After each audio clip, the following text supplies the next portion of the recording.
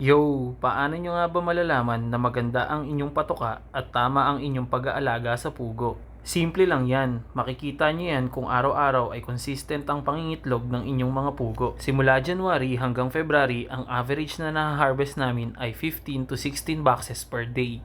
At makikita nyo lang ito kung meron kayong maayos na recording sa inyong puguan. Araw-araw ang recording namin sa aming mga boxes simula January at recorded din ang mga nabebenta namin.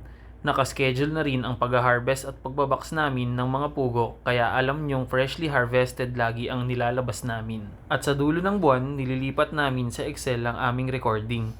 I-reset na natin ang board para sa susunod na buwan.